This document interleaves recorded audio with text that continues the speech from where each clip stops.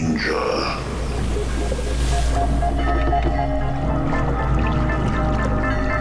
Hello folks, and thanks for joining us on episode 44 of the Innsmouth Book Club. Yes, our 44th excursion into Innsmouth. As you can see today, we brought you straight into the library for a special lecture with our special guest. And I would ask if you could just collect your sprig of wolfsbane at the door, please, before you take your seats. I'm one of your guides, Rob Poynton. I'm one of the other ones, Tim Mendes. And I'm one of the other ones, John Chadwick. And our special guest today is Rich Blackett. Hey Rich, how you doing? Hi there, nice to be with you again. Always a pleasure to be on the podcast. Thank you, sir. Yes, because you joined us, I guess it was a little bit over a year ago, wasn't it, when we were talking about the Draugr, the film, and the legends. Viking zombies, yeah. Can't go wrong with that, can you, Viking zombies? And we're in similar territory today. Well, we're looking at werewolves and shapeshifters. Wolf cults and other fun stuff, Yeah. Now, I would guess that most of our conceptions of werewolves probably come from the Middle Ages, sort of myths and legends, but it goes back earlier than that, I gather.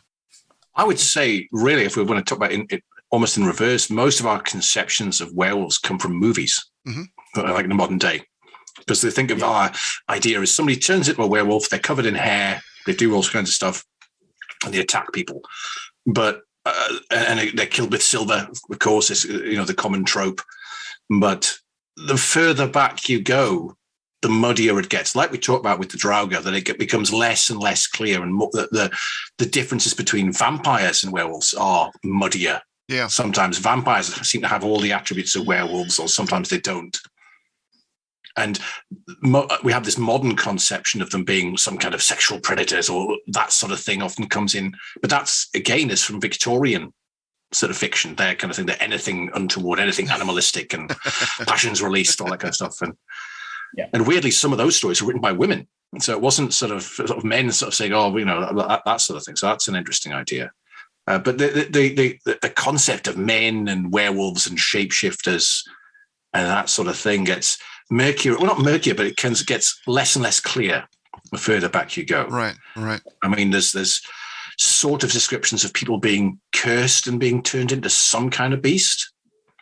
I think there's something in the, I think it's Sumerian legends and that sort of thing, where this goddess wants to sleep with a shepherd. Right. Who says, "No, you're all right. You're not my type, pet." Well, pretty much. And she says, "Oh, you think that's funny? Try herding a sheep when you're now a wolf. Good luck to that, mate." And so turns him into a wolf. Nice. To curse him. Yeah. That's a really ancient story. But even then, you see that people have existed alongside dogs for, at least as far as I can find, maybe 50,000 years. There's carvings in, I think, Göbekli Tepe, and in carvings in, I think, somewhere in the Middle East, where there's sort of carvings of men and dogs sort of, it looks like they're hunting together. We can't be certain because, again, it's at a time, but it looks like some figures with a little dog going after a larger animal. So that's what it looks like. There's certainly people have been existing alongside dogs. Yeah. I think there's some archaeological evidence of there's been some preserved footprints of a guy walking with his dog somewhere that are thousands of years old, which is not nice to see. That's quite sweet, isn't it? Yeah. I mean, I think there's another one of I think it was found near Liverpool or something like that, of a man and his child walking on the beach, which again is, and there was thousands and thousands of years old. It's just sort of lovely to think how little some things have changed, Yeah. Am I right in saying that there was a Greek myth, one involving Zeus, wasn't there? The Greek myths are, again, it's often people being cursed. Yeah. There's an awful lot of curses involved, and cursed to become a werewolf. So Zeus is invited to a meal with King Lycaon. That's it. And King Lycaon, and for reasons best known to himself, he serves up Zeus's own children. Extreme trolling or something. I'm not sure. I got you. You don't get that at Harvest, do you? But no, and Zeus obviously realizes, and then because he's a god, he vomits them back up, they come back to life and what have you. And he says, curses Lycaon to become a wolf. And that's sort of, he lives in the territory of Lycaos, which is where the wolves are, and so on and so on. But really, this is probably part of an even older myth, sort of pre-Greek civilization. There was the sort of the Indo-Europeans who lived sort of in the roughly modern day Ukraine sort of area, that sort of area where there's sort of grasslands and stuff like that. And there's obviously something in their rituals. It's unclear because, again, we've got little bits of archaeology to go along with, but they had some kind of affinity with wolves or becoming a wolf. And when I say becoming a wolf, I don't mean physically changing. It was all like a spiritual change. You're going to be a warrior. You're now going to be the wolf warrior. There's one theory, which, again, I've got to stress this is a theory, that young men would kind of live outside the village as wolves, during their crazy adolescence, become sort of like a sort of standing army type thing, be wild and crazy and hunt wild animals, do whatever you like, away from all the nice people. But then, having done that for a couple of years, raided other villages, which is heroic in that sort of era. Being a hero is not quite what we think of now, because being heroic, you can assault and burn things down, do terrible things. As long as it's not to us, that's heroic. Good job, well done. There is that in the Volsung saga, isn't there? Yes, indeed. Yeah. I'm going to come on to the Vikings in a bit, but this culture, this sort of wolf kind of adolescent type thing, bleeds out of there in a sort of 4000 BC into Rome and Greece and other places and all throughout Europe as the people sort of migrated from there, really. And that's the further north you go in Greece, the more you see increasing levels of sort of wolf myths and that sort of things in Thrace. And the further you get to that sort of homeland, I guess you could call it, the more you see those sort of wolf things. So almost like up into the Balkans, and then that ties back into the sort of Transylvania Dracula idea, I guess. Who was he also a werewolf as well as a vampire? Yeah. There's that aspect to the character. Sorry, John, you were going to... talking about literature, there certainly is that with Dracula, because he comes off I can never remember if it's the Demeter or it's the Dimitri, the ship. The Demeter, ship that crashes through to the harbour of Whitby. He comes off... as a giant dog. Well, there's lots of Black Shuck legends all around Whitby and the East Coast, that particular area of Yorkshire. But there's also Dracula's Guest, which is the sort of prequel. That's right. You might call it bonus download content you get with Dracula, where he sort of appears as a wolf and menaces somebody but doesn't kill them. And they mention, you could have killed it with a holy bullet. These soldiers come by. They don't say silver, they say a holy bullet. There's an interesting thing I wanted to bring up. This is all Chris Macaulay's fault on me, basically, from reading Dracula lots at the moment and reading his versions of coming out of that and working on the Musketeers. I came across something that I thought was really fascinating to do with the hero thing. We see the Musketeers as being heroic, don't we? That's what they are. What sprung up in my research was that when they weren't at war, they were basically outside of the cities and they were just running amok and robbing people. They were basically highwaymen. And when I read that, I instantly thought of the Volsung saga and I thought about you, Rich, and what you were talking about with the wolves. So that's in the 1600s. So things may not have changed that dramatically. Well, yeah, this actually does tie into a sort of thing where this living outside the city as wolves or quote unquote wolves, and there's the concept of in the Greek armies there was the lowest armored people who were described as somehow wolf-like. Right. And one of the things they did, either symbolically or whatever, was to throw away a shoe and all wear one shoe. But they were the least regarded. But if you survived that would be, you could then maybe graduate up and move up. But they were like, the young bucks of the army or whatever. Now, when we say armies, we're not talking thousands and thousands. An army then might have been 500 people, or whatever. Yeah. If you're not the Persians, it's going to be small. But what that made me think of was that Jason, when he turns up, the man with one shoe. Yeah. Right. And the king doesn't recognize him. Now, of course, he would, in theory, recognize him. But if it maybe what they were saying in the context of the time was, he's just one of those guys. He's irrelevant. So the guards at the city are looking out for a royal prince, and a dude turns up with one shoe. It's one of those young crazy guys who's going to sign up for the army and probably be cannon fodder. So irrelevant. So maybe that's how he's that's how he's not recognized, because he has the one shoe, but the context has maybe been lost to us. And that's the sort of thing there. But you know, the Greeks, when there's various accounts of people being cursed by a god wants to sleep with them, they're turned into a wolf and that sort of thing. And there's Apollo is linked with wolves. All of his coins have a wolf on the other side. And Apollo was born in wolf country. And his mother later was associated with wolves as well. But again, she gives birth in northern Thrace, in the midst of sort of further north in sort of wolf country, and he's suckled by a wolf as a child. His son is suckled by a wolf as a child, so that sort of concept there. But if you go the other direction into Turkey, there's a very strange legend where one of their sort of, you know, great deep time mythological heroes, sleeps with a wolf who gives birth to 10 children, who are these strong, muscular, sort of powerful guys who are like the ancestors of everybody in that sort of area. Wow. So they're not half wolves, they're described as being men. Now, is this a symbolic, he slept with somebody from some kind of wolf tribe and it's just got garbled down the years? But again, who knows? We only have a little fragment of that. It's obviously legal. Well, he's meant to be quasi-mythic, so I mean, he used to have sex with people, you know, disguised as swans. So who knows? I just used to out and out rape people most of the time. So was this a source of then Romulus and Remus? Is that? I mean, there's a few theories about the Romulus and Remus thing. The interesting thing is the famous statue. You've probably seen the Capitoline wolf, the statue of the two sort of infants underneath it. Mm. I always imagine that it's got to be about 6 foot. It's tiny. It's quite small. Relatively speaking, it's hard to judge it. But the infants were added later in like the 14th century.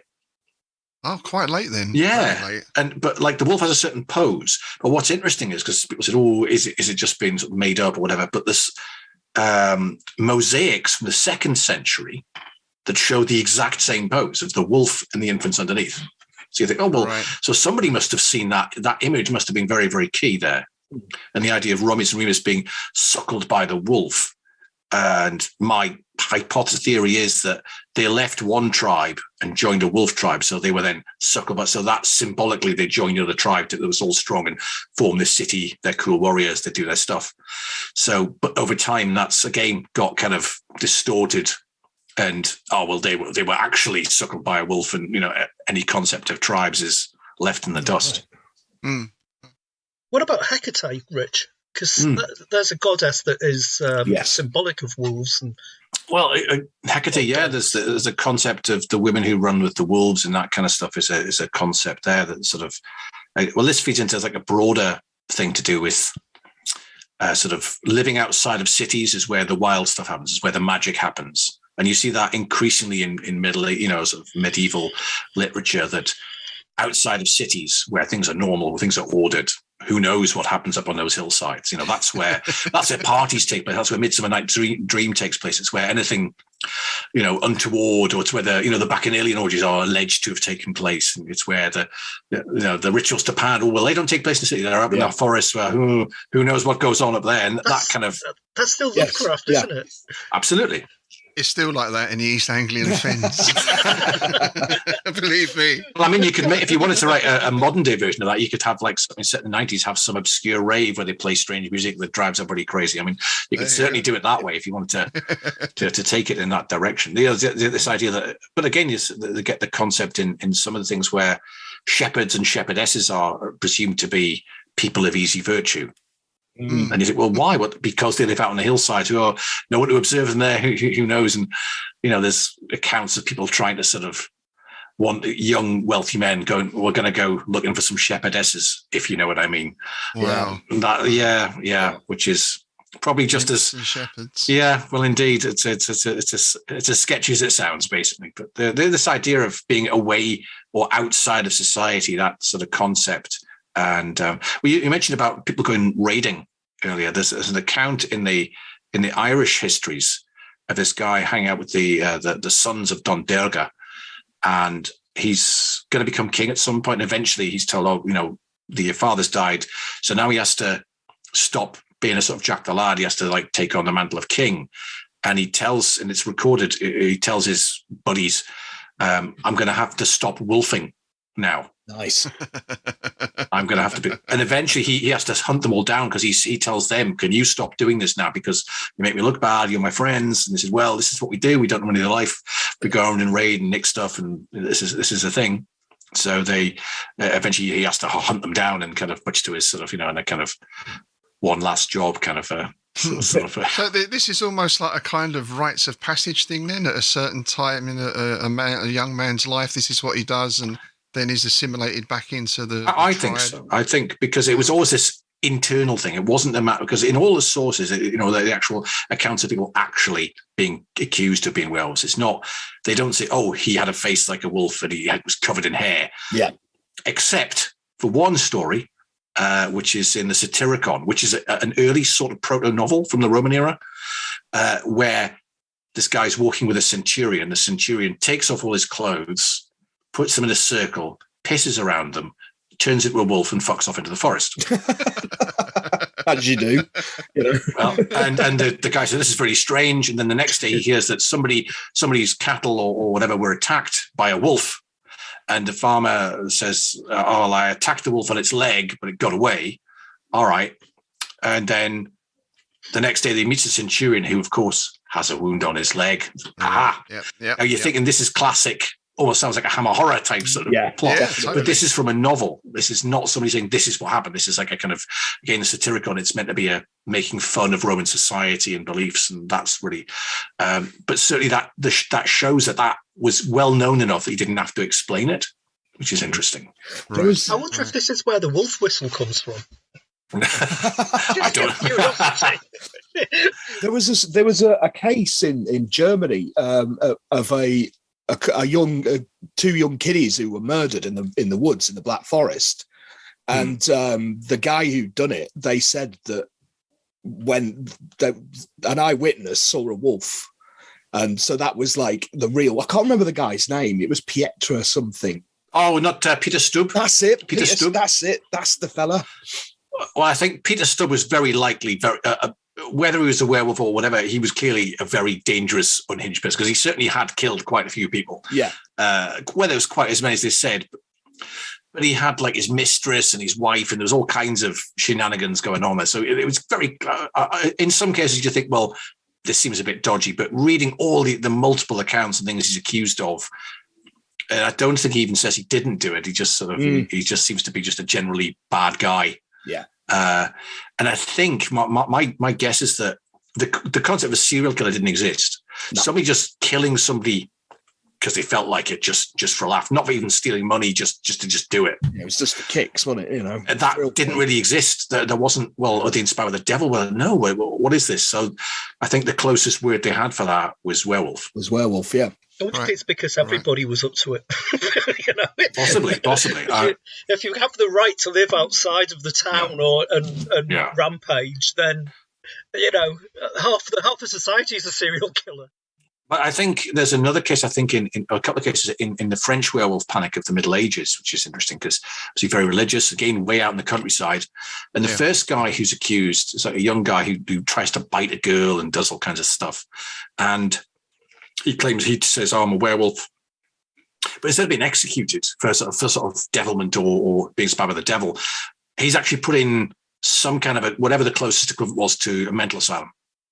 Because even then, they thought, even by the standards of the Middle Ages, that this bloke's quite unwell. That Joseph Vasher.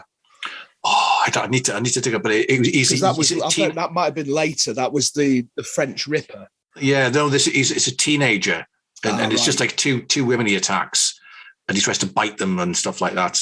So clearly unwell. But later cases where somebody says that when they're under torture, they say there's 3 ways to become a werewolf. You either get bitten by a werewolf, handy. You get a cream, you rub it on, instant werewolf, fantastic. Werewolf cream. For all your werewolf needs, available on prescription. Or best of all, the one I like is you're a self-starter. You're so evil, you just become one. Excellent. This is written down as just how various according to all the accounts that they have, and it's not clear how much of it is just people who are crazy, just robbing people, nicking them, and kind of doing terrible stuff, and that kind of stuff, or whether there's some kind of whether it's become a euphemism for sexual misconduct, Right. that sort of thing. There's an account that Sabine Baring-Gould mentions, where this chemist who's accused of horrific sort of child murder, it's terrible stuff, and they apprehend him, and they're horrified not just by his crimes, but the fact that he bears no regret. He's not ashamed. He's, oh yeah, I did a lot. Yeah, I killed those kids. Yeah. Why? Oh, I'm a werewolf. Yeah, totally. Yeah, that's why I did it. Sorry, what? But his case, I think it's the one I remember rightly, when he then said, well, can you tell us exactly what happened? He says, oh, can I? And then he goes into immense detail, and so much detail that the actual records of his confession were burned. Wow. I mean, so we know he did some horrific stuff, but he was like, oh, let me tell you. I've been waiting to tell, so he, well, like a lot of serial killers now, they want to give a full account and give all the almost proud of it in a way. Yeah, that kind of gruesome stuff.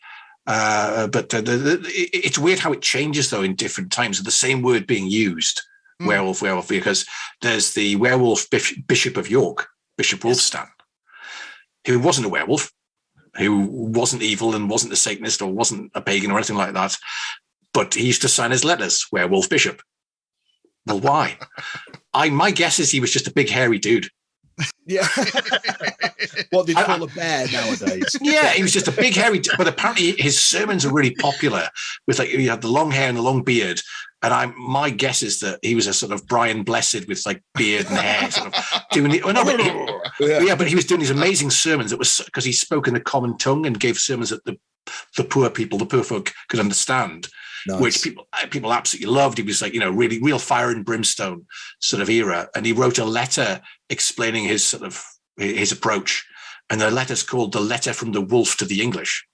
Oh, that's good. Nice. That's good. And signs it off Werewolf Bishop, or something like that. Just maybe that was just his way of just sort of screwing with them or something like that. But which would have been quite a brave thing to do in later times. I guess pre-medieval, you could have got away with that. Well, I'm guessing because at the time it had no resonance, as in what you're calling yourself a Satanist. So you're like a witch or something. It obviously, but again, it's because England converted much earlier. So maybe any sort of concept with evil had just been lost. There was just nothing there to sort of associate with that. I think it's really interesting, though, that pre-Satanic Panic, devils were on all kinds of products and brand names. I mean, you could get, the fact that there's the old song kind of about pack your old...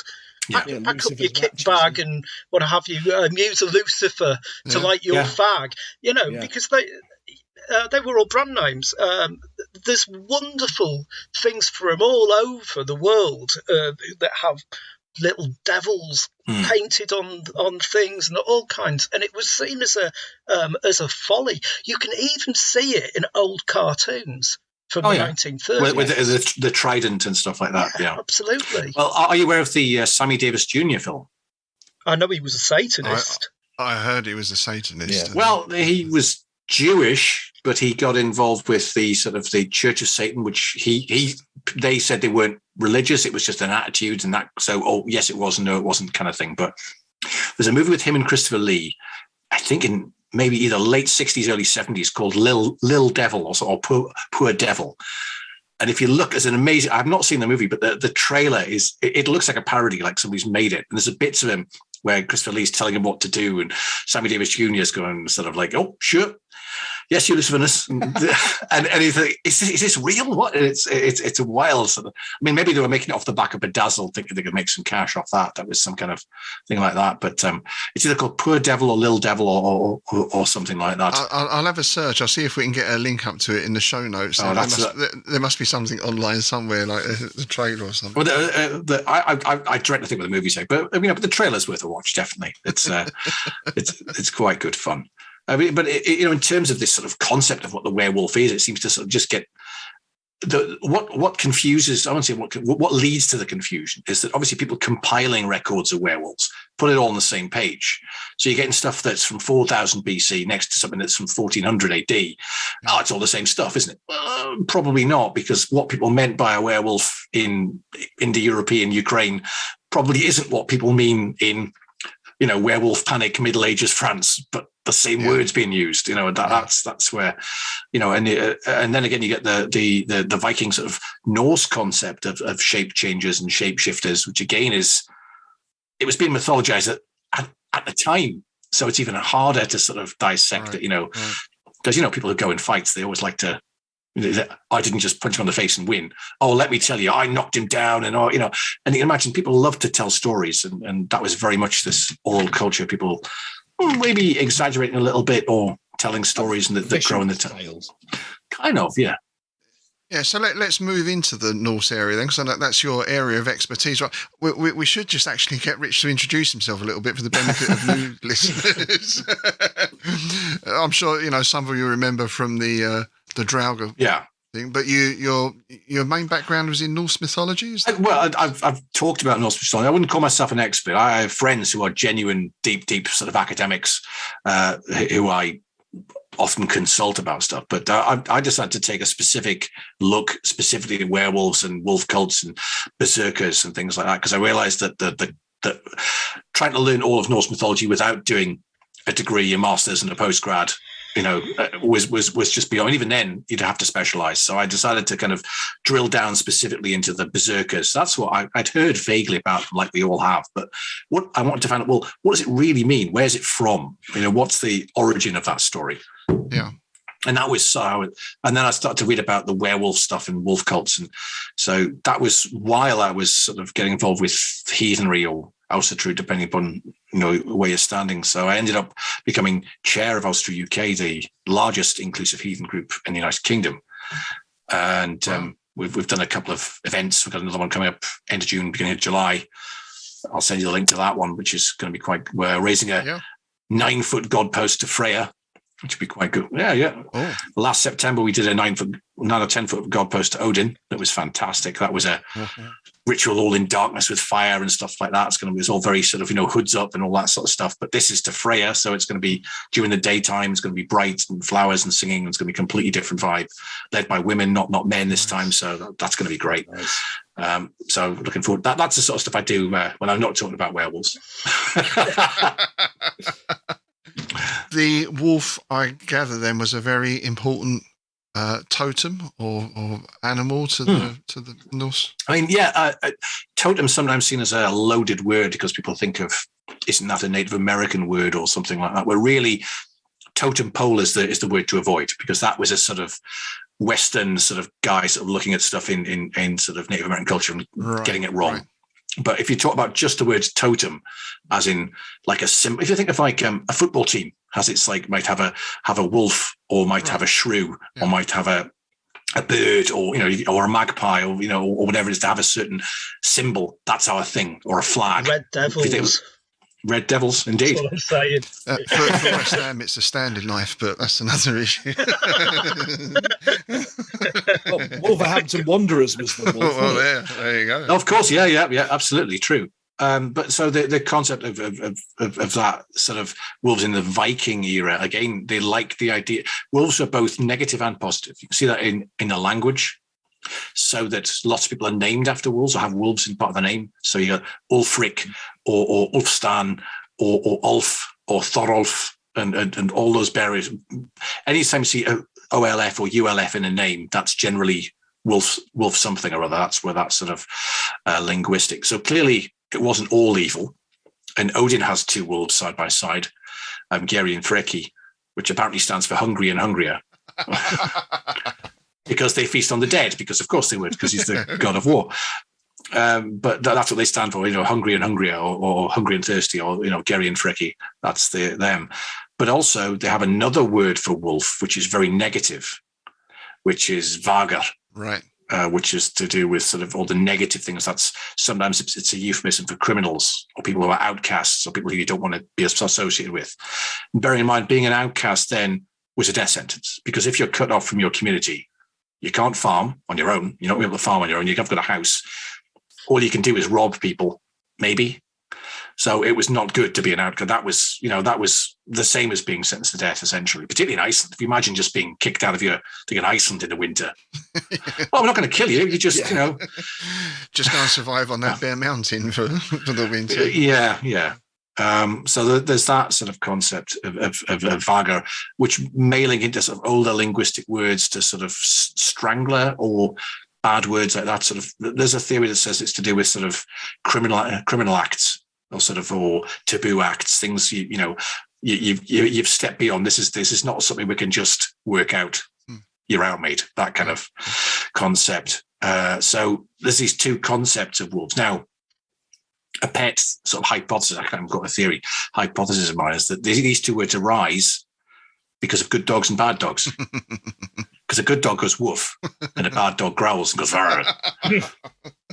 Is it true? I don't know. I like it. It's a hypothesis. It works. Based in nothing at all, but I quite like that idea that it's literally as simple as that. So they did have dogs and the wolves were standards and things like that, and often people identified as wolves, and you've got the berserkers and the Ulfhednir and Svinfylking and those are strange sort of terms which refer to maybe, and this is all we're into the category of maybes and theories now, because there's no solid archaeological evidence for this. There is stuff in the sources, there's some hypothesis, and a lot of academics still argue now about whether the berserkers really existed in the way that they're put in the sagas, because how much of the sagas are actual solid truth, or is it just a friend of a friend story, or is it been in like a fisherman's tale that's been expanded? But then you've got the other argument was, well, no, because all the places they're referring to in some of these sagas exist. We know that place existed and that place existed, and that person is definitely real because they met a king in France. So there seems to be, so in some cases, well, yes, it does, but how much of it's been exaggerated or distorted or, told by the winner? Yes. Sort of, because, that sort of thing is another sort of complication there. So what about this idea then that they were people who were just tripping on magic mushrooms? I actually love that theory. I wish it was true. That's my answer. Wouldn't it be amazing that we found some archaeological evidence that, like, the guys at the front of the Viking army are absolutely off their heads on mushrooms, sort of like covered in muscles, kind of just wearing a loincloth and go into battle and get no cuts. That would be amazing. It would make a great comic, a movie, fantastic. But the reality is, I think, well, if you've ever done any kind of sporting activity or martial art, you ever done that drunk? You ever done that high? Would that make you really better? Could you play football on acid? Well, kind of, but you might think you were playing football and you could be doing something entirely different.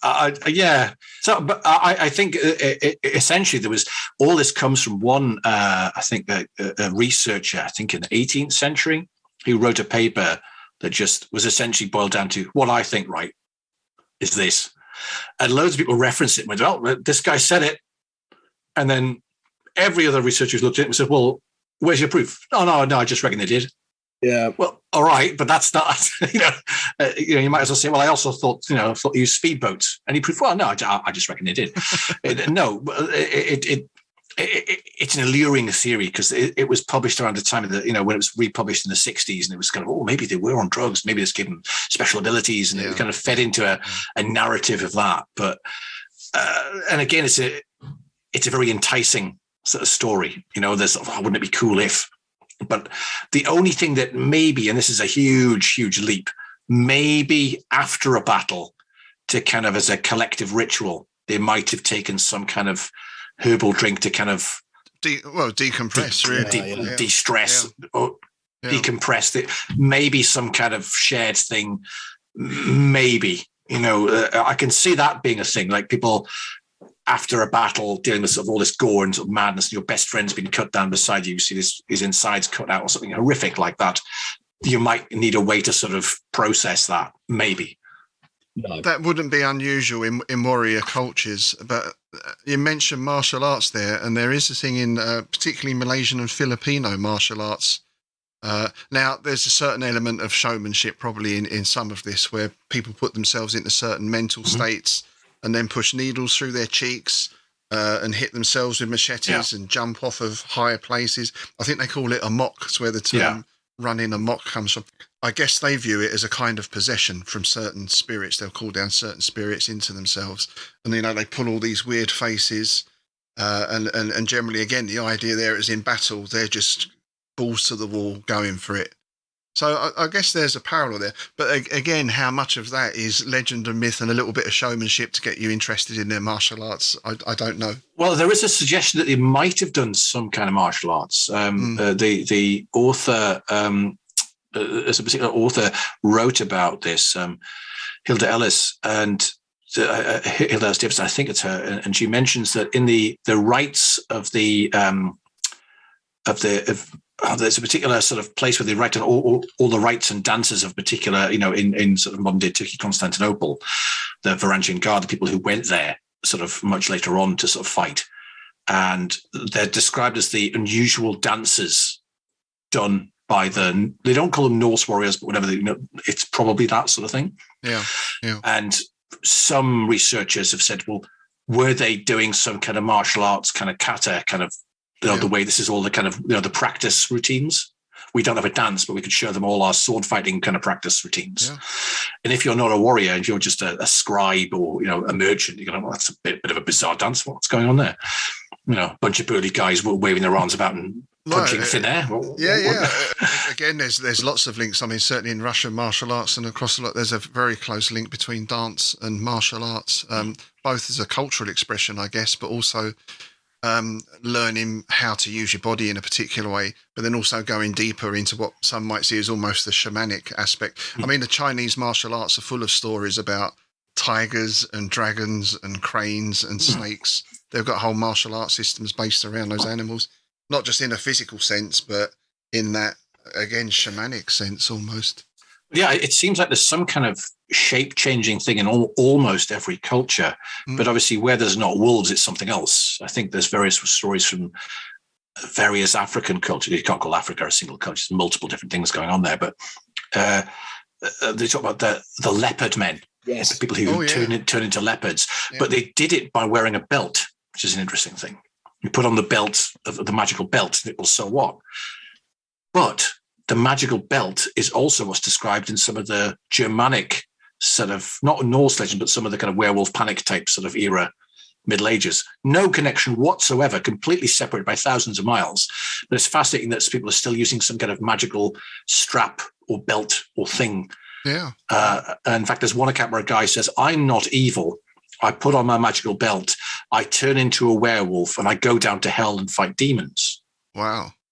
And people were like, well, what the hell are you talking about? It's, no, it's fine. It's fine. It's just, I'm one of the good werewolves. Let me explain. Which is a crazy sort of thing. But that's definitely a court record. It's called the Trial of Old Face of Livonia.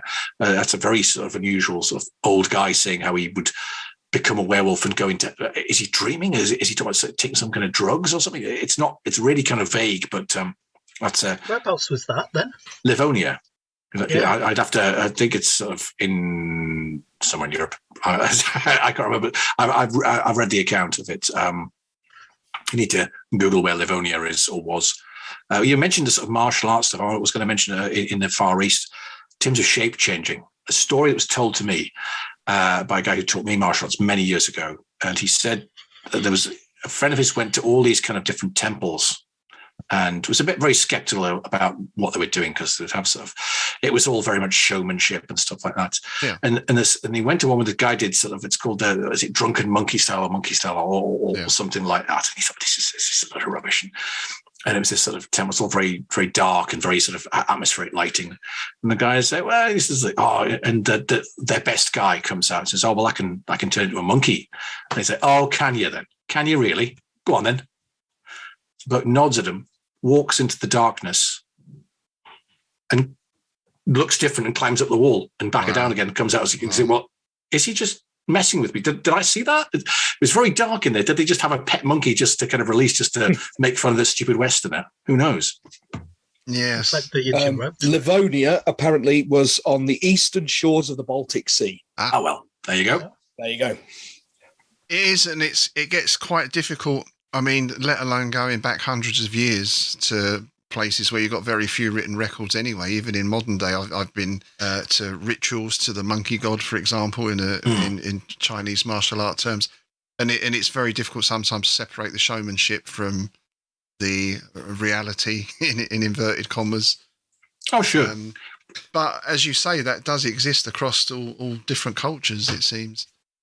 I think in Japan they don't have wolf myths, but they have stuff like myths to do with foxes. It's the fox spirit, yeah. Yeah, the nine-tailed fox demon thing. Yeah. But even bad people aren't described as having having wolf-like faces. But this guy, there's a case of somebody who was like a blackmailer and escaped, and the only description from somebody who was on this train platform, and just how to describe him, he said, "Oh, he was a fox-eyed man."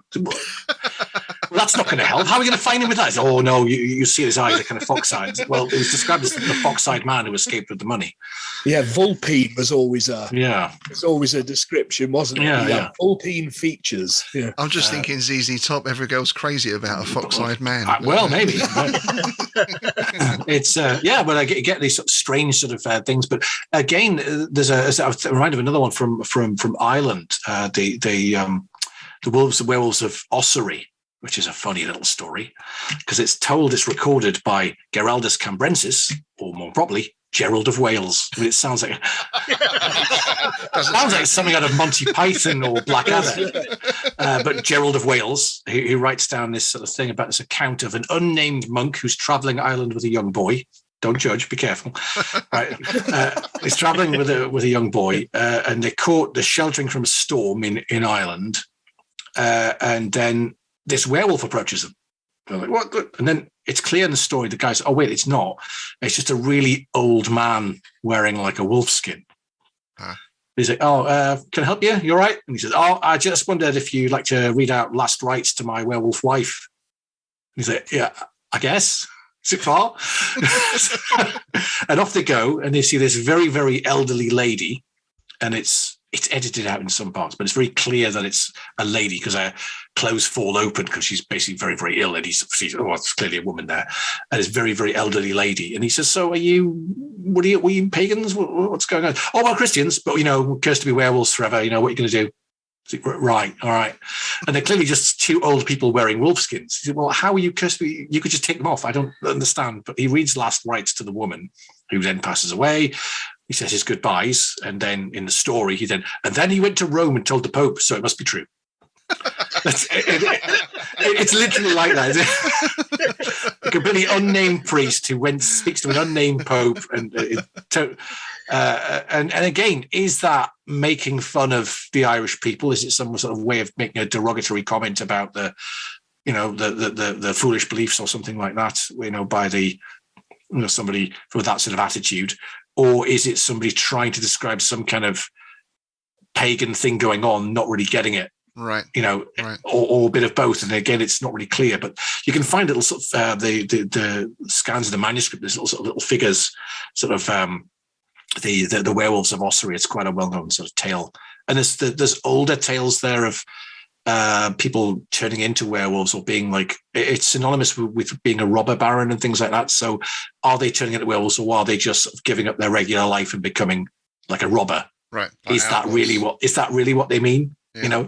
Or do they mean he grew hair and a tail? And I mean, I wonder where this thing came from. I don't know if it's a Victorian thing, this idea that people will exhibit certain external features that reflect their animalistic nature in some way.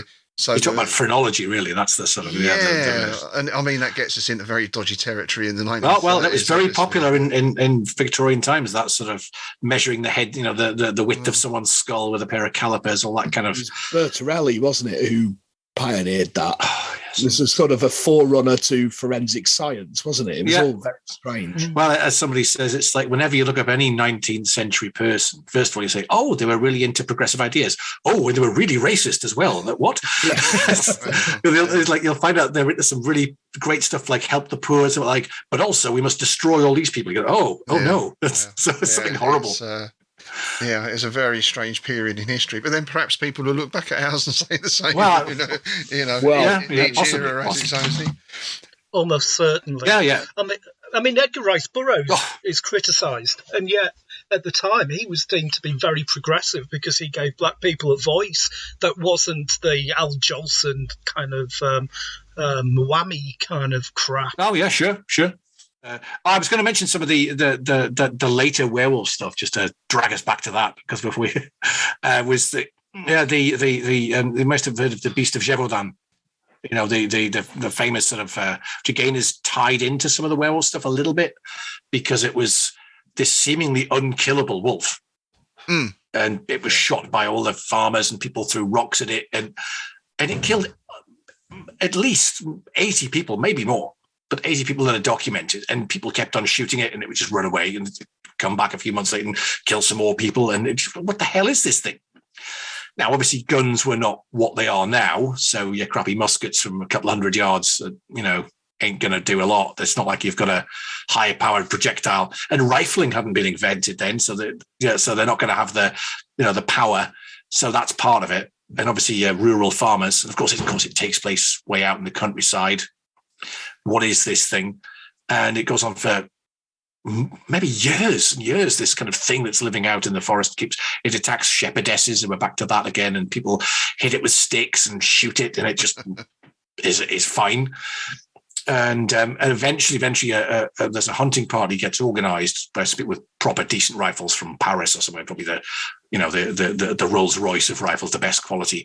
And eventually, it's actually a local hunter who does shoot it, but it's credited to this nobleman, because obviously that's going to sell well. And it's stuffed and put on display in Paris, but because it was stuffed badly, it all rotted away. So to this day, it's still up for debate. What the hell was it? There's been a couple of theories, but the interesting thing is, a few months after the death, somebody wrote up a kind of summary of the story in the local press and made up the fact that the nobleman used a silver bullet. Ah, nice. Right. Yeah. That's what killed So it. this is the origin of the silver. Pretty much, Nice. yeah, because silver's holy, it has healing properties. This is clearly an evil thing, and he's killed it with the silver bullet. There's a couple of researchers recently did a complete overview of all the literature and every source they could find, parish records and stuff like that. And their best guess was that it was probably a pet of some wealthy guy who just released it, assuming it would just die. And their guess was that it was a lioness.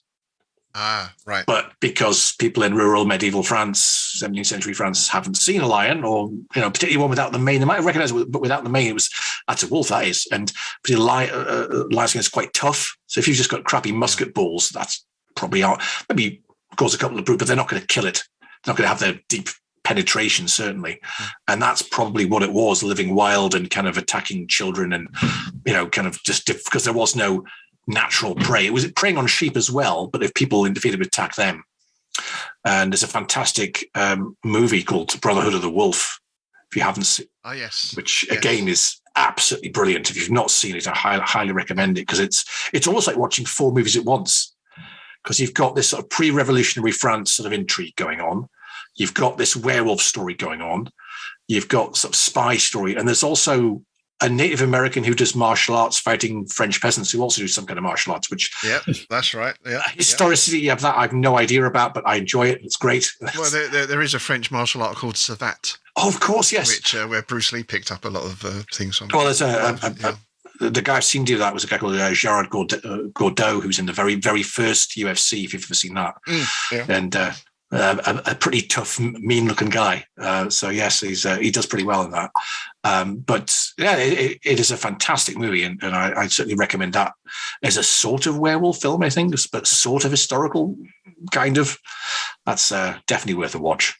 Let's just round off then with looking at a few werewolf films, because obviously, as you say, that's where most people will encounter their werewolves these days. Literature to some extent. So I believe the first one was 1935, Universal Werewolf of London, or was the first film to show the transformation?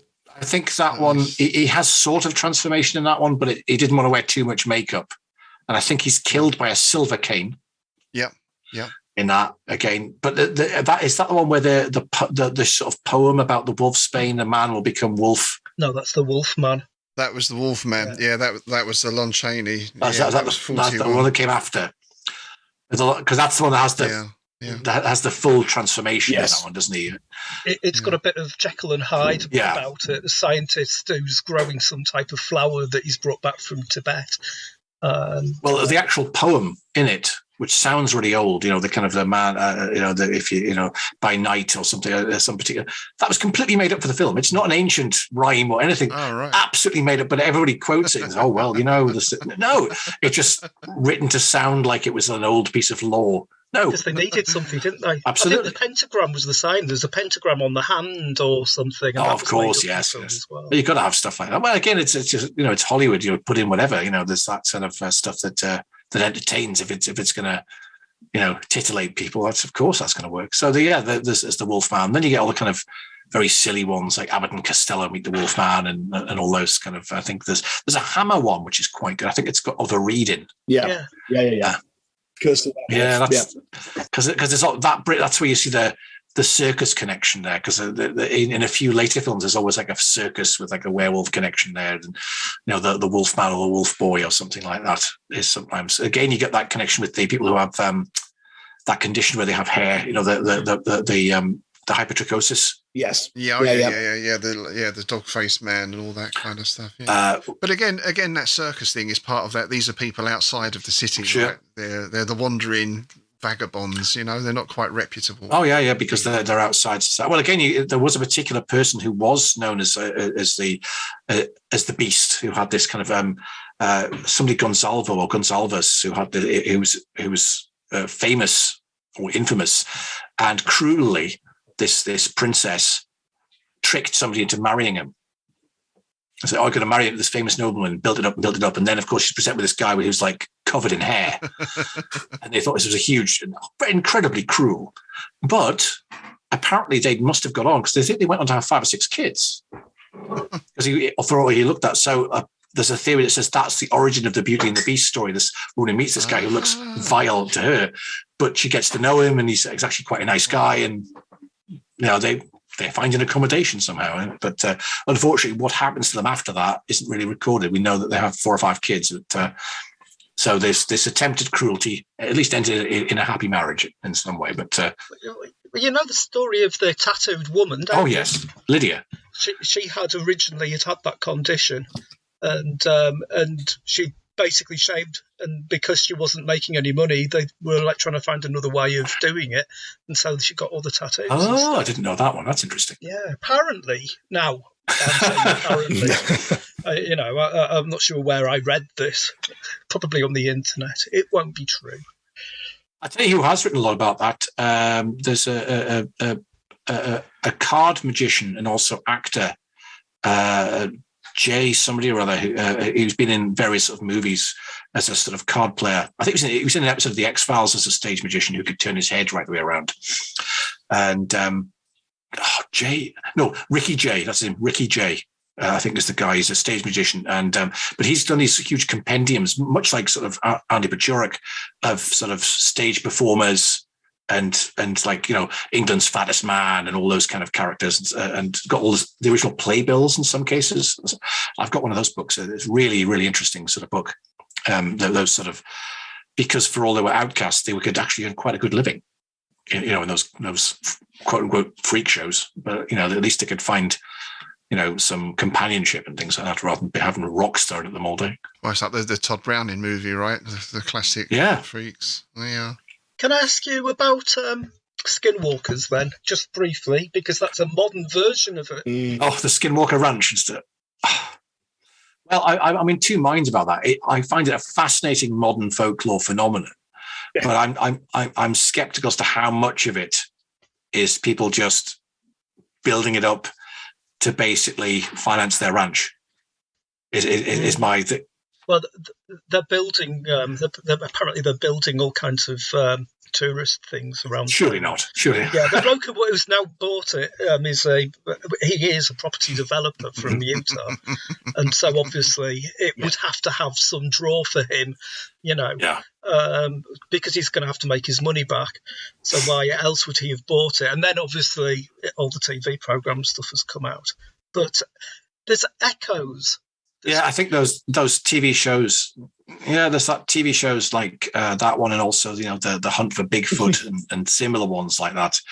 I used to watch a couple of them, but then I saw this note for note parody of it, which suddenly it was almost like scales falling from my eyes. Yeah. It was this guy called Joel Haver who did this thing about, and it's like, as if you're watching a trailer for something that's called "Me and my buddy so-and-so have been walking on ice for years, and we're going to be walking on ice again today." And it's just, and then there's all the dramatic music where one of them hasn't packed sandwiches, and they're like, well, and with cutaways like, every year we pack sandwiches, this year he hasn't. We're going to have to see how this plays out.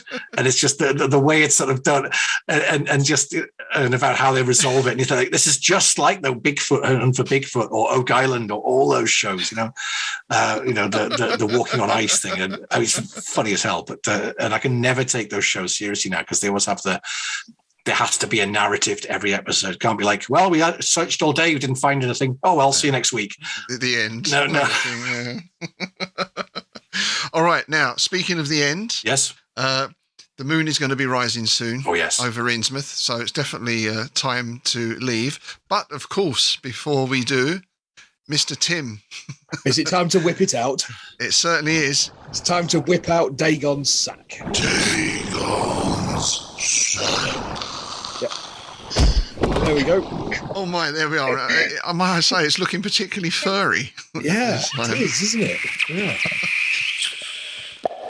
Yeah. We have a question from Jeff in Blackburn, and it's very relevant to today's topic. What are your favourite werewolves in fiction, be that film or literature? Ooh. There we go. Who'd like to start with that is? Favourite werewolves? I've got a couple. I'm a big fan of Blackwood's, Algernon Blackwood's werewolf stuff. I thought that was really good stuff. And it was interesting. I only remembered this when John was talking earlier about Musketeers, that Alexandre Dumas did a werewolf story, didn't he? Oh, yes. I seem to remember in the back of my head. Yeah. I need to read that again. But in terms of film, I've got to say Dog Soldiers. I've got to. I love that film. It's one of those films I could watch every day and not get bored of it. Nice. One of my regrets is years ago, this is about several years before Dog Soldiers came out, years and years before. A friend of mine was doing some kind of film studies course at Sunderland, and he was talking about this guy who wanted to make a movie about squaddies turning into werewolves, in like the Northeast. I thought, well, that sounds crap. Why would I want anybody? That sounds terrible. Like Geordie Soldier being werewolf. What a rubbish idea. And I didn't say that to my friend. I said, well, it doesn't sound like my kind of thing, mate. And he said, no, I don't know, but this guy's trying to make it, apparently. And years later, Dog Soldiers came. I was like, oh, I bet that was it. Damn. Well, Russell is from Newcastle. Well, yeah, of course, but he must have been. So there was talk about it, and I was like, but the way he described it to me sounded awful. I was like, oh, it's about Geordie Squaddies turning into werewolves. That's a bit crap. So, Rich, favourite werewolf or werewolves or shape changes? Well, obviously, I've mentioned, the Brotherhood of the Wolf, which again, it's another one for that. I think some of the werewolf stuff that was in True Blood was actually quite interesting. With like all those tropes of, I don't know where this comes from, of them wearing like sort of plaid and wearing sort of muscle shirts. I don't know why would werewolves be doing that? Why are they all kind of described as hillbillies? I don't know, but that's now seen lumberjacks, aren't they, or something? Yeah. But there's a comic which I'd love to see reprinted. This person did this comic, and it took me ages to track it down. I had to actually contact the author of the comic. Even the website's gone, and it was called Wolf Men. And it was a really interesting take, which I'd never, ever considered, about sort of two trans men. And one of them is, because of the treatment he's getting, starts to turn into a werewolf. I was like, oh, that's a bit very different sort of take, complete with people being mean to them and all that kind of family stuff, but also really gory stuff happening as well. But it only lasted 2 issues. And then there was some disagreement. I don't know what happened, but I've actually read the whole comic now because I got the guy to send it to me. Unfortunately, I can't because he asked me not to sort of put it on the. It feels fair enough. He may want to, but I'm hoping he would reprint that, because that was such an interesting. And it's set in modern America. It's not like a historical tale, and it was like, and sort of, that was a really, really interesting. You can find a few images from it on Pinterest and places like that. That's how I eventually tracked down the author's name. But Wolfmen was a really interesting idea of that sort of, again, with like rubbing the cream, like the testosterone cream on. I was like, that never occurred to me. That that's another taking a really old, ancient idea and giving it a modern twist. So that was an interesting one. Yeah. How about you, John? crap ones. I saw Underworld, and that was one of the worst transformations I think I've ever seen. The Rise of the Lycans or something like that. I don't know. It was just shit. It was just people in costumes walking up and down corridors a lot. Like it was a fashion show. I don't know what it was or why people were really into it. The only reason anybody ever watches those films is just Kate Beckinsale in tight pants. That's the only reason anybody ever watched those. Well, I agree with Rich about True Blood. I quite like that series to an extent. It was fun. But recently I've watched the Werewolf of London, and I thought that this was the film that was lost. So I was absolutely blown away that I'd actually found it and that I watched it.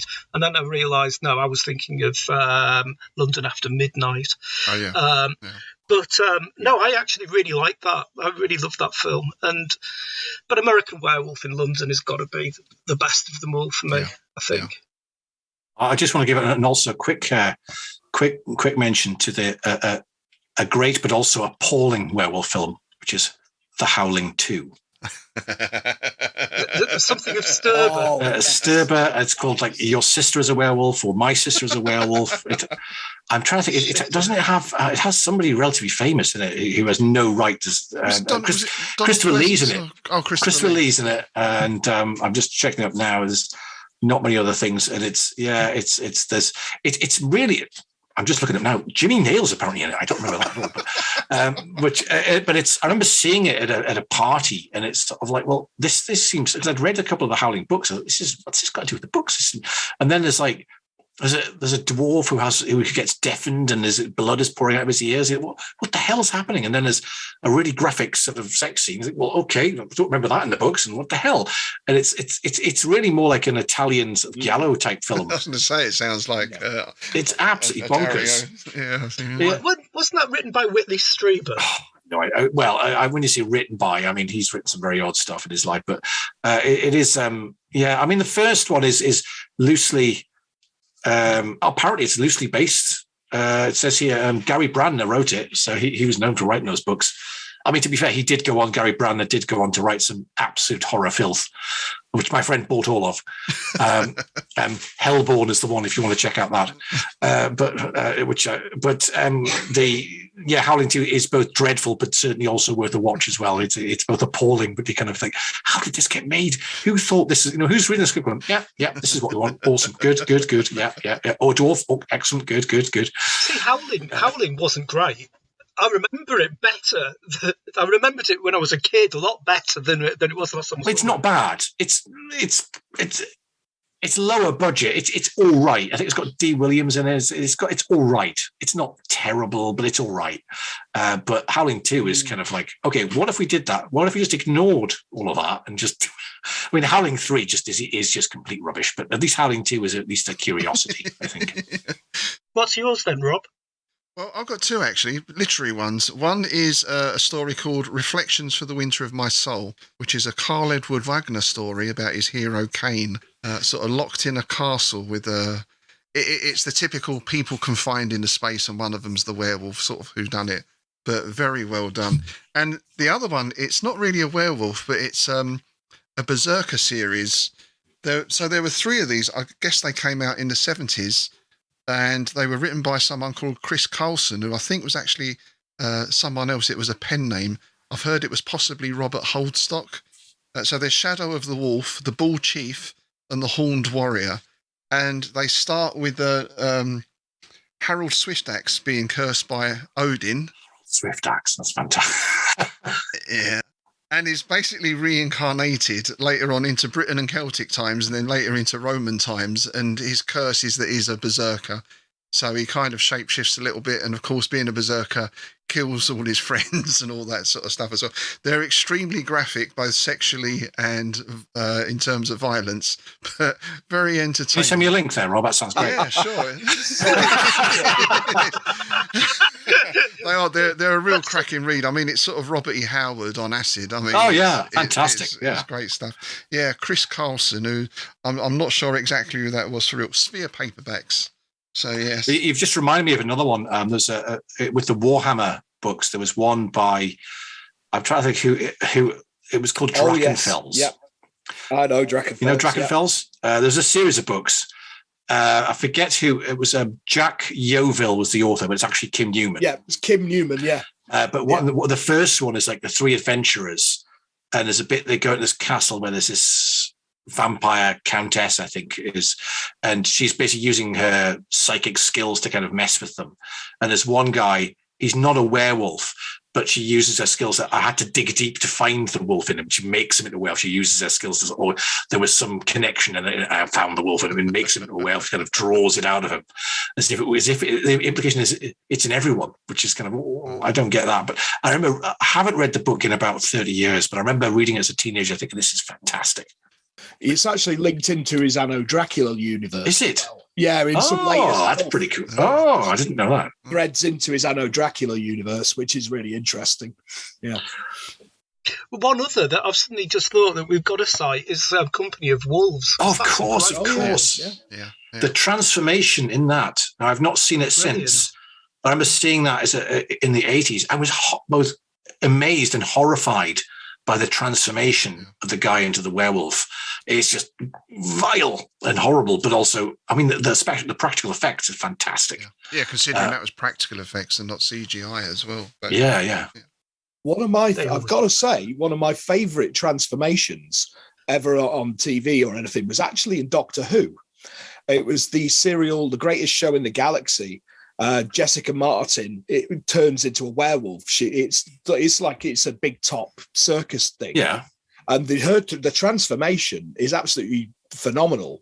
And I remember watching it as a kid. Now it was just like, that's really vile how it's done. It's all like saliva and it's all just a bit grim. It's just like, how did you do that on like British tea time TV? It's great. I really enjoyed that.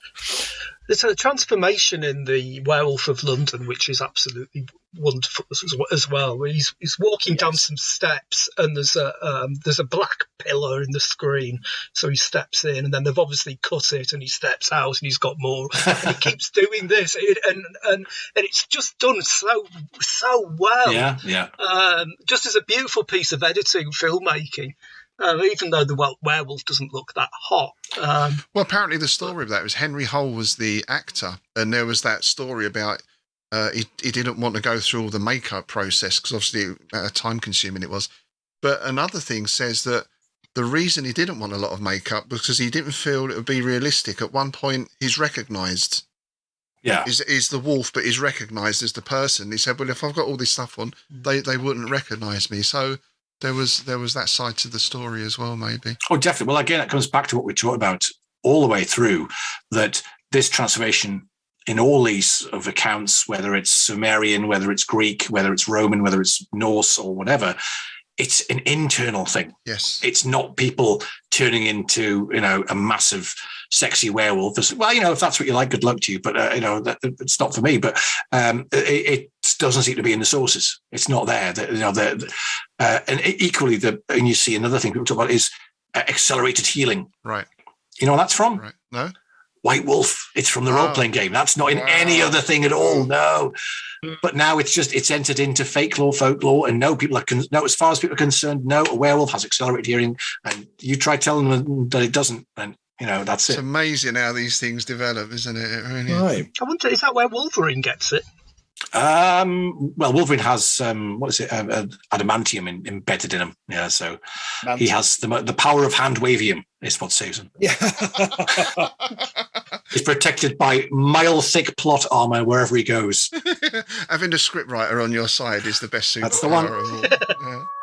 Excellent. Well, I think I've just heard a distant howl, which is could be a wolf or it could be our bus turning up outside. So, big thanks to Rich for coming in again. Excellent to see you, Rich. Have you got any projects or anything on the go at the moment you'd like to let us know about? Well, again, I've got a couple of ones. I'm obviously working on a book on Draugr and a book on werewolves, which I had to rejig when a fairly famous author published the kind of book I was trying to do. I mean, no disrespect to him, because it's a great book and I can see it on my bookshelf from here. I've bought it, so that's fine.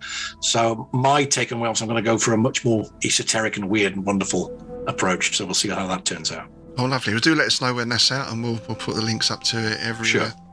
And so we'd just like to say a thank you to all our patrons for supporting the show. And if you'd like to join them, do check out our Patreon site, where you can find out about all the lovely things you get when you become a member of the Innsmouth Book Club, including a monthly copy of Innsmouth News. So I gather we're going to be at the Gilman House next time, Tim. Yes, yeah, we got a guest coming in from Liverpool, Gavin Chappell, who is the editor of Schlock magazine and Lovecraftiana magazine.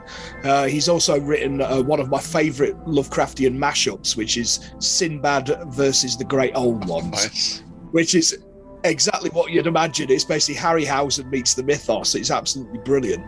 So, yeah, that'd be good. That'd be good fun. I'm pleased he messaged me on Facebook yesterday to tell me that he also missed a hell of a lot of Peter Davison Doctor Who due to having to go to Cubs. Yes. So I just thought I'd put that in. But do cubs grow up to be wolves? That's the question. Oh, Kayla, yeah. Kayla, we will do our best. To God and to The Queen. I feel like we should be playing out with Leader of the Pack or something. But, yeah. But no, we've got to play out with Warren Zevon, Werewolves of London, sure. Werewolves of London, yeah, it's a tune. Nice. Yeah. What a classic. What a classic. All right, thanks again for joining us, folks. We'll see you next time. Oh, and do remember, of course, to check out our new Clark Ashton Smith podcast, Strange Shadows, as well. So, with that, it's a howling goodbye from me, Rob Poyton. It's a very furry goodbye from me, Tim Mendes. And it's, I don't know, just goodbye, John. Thanks again, guys.